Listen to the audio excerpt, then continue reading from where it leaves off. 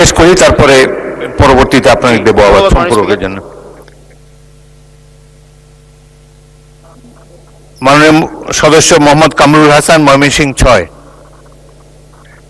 আপনি এই 131-এর উপর একটি সম্পূরক প্রশ্ন করতে পারেন। ধন্যবাদ মাননীয় স্পিকার। আমি মাননীয় আইনমন্ত্রীর কাছে আমার প্রশ্ন হচ্ছে, বিগত সময়ে ফ্যাসিস্ট আমলে অনেকগুলো মামলা হয়েছে, বিশেষ করে আমাদের শিক্ষকদের উপর।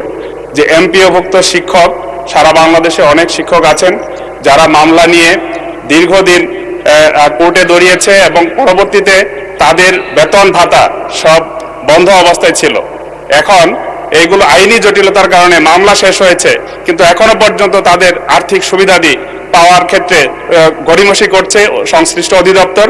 আমি মাননীয় মন্ত্রীর কাছে মাননীয় স্পিকারের মাধ্যমে প্রশ্ন হচ্ছে যে এই জটিলতা নিরসনে আইন মন্ত্রণালয় কি ভূমিকা নেবে? ধন্যবাদ মাননীয় স্পিকার। মাননীয় মন্ত্রী। মাননীয় স্পিকার, আপনার মাধ্যমে সংশ্লিষ্ট সদস্যকে ধন্যবাদ জানাচ্ছি। এমপিওভুক্ত শিক্ষকরা অনেকে মামলার শিকার হয়েছেন। বিগত সময়ে কবরে 20 বছর আগে গেছেন, তারাও মামলার শিকার হয়েছেন। বিগত বছরে 2 হাত পঙ্গু, তার বিরুদ্ধে বোমা ছোড়ার মামলা হয়েছে। আমাদের সব্যসাচী রাজনীতিবিদ মির্জা ফখরুল ইসলাম আলমগীরের বিরুদ্ধে অভিযোগ উঠেছে, উনি ঢাকা শহরের রাজপথে ময়লার ট্রাকে বোমা মেরেছেন। এই মামলার ধরন আমরা সব জানি মাননীয় সদস্য।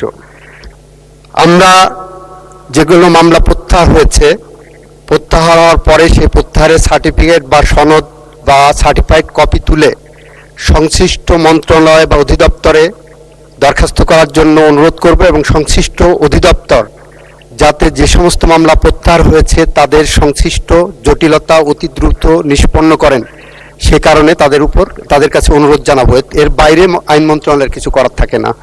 ধন্যবাদ আপনাকে। ধন্যবাদ মাননীয় মন্ত্রী।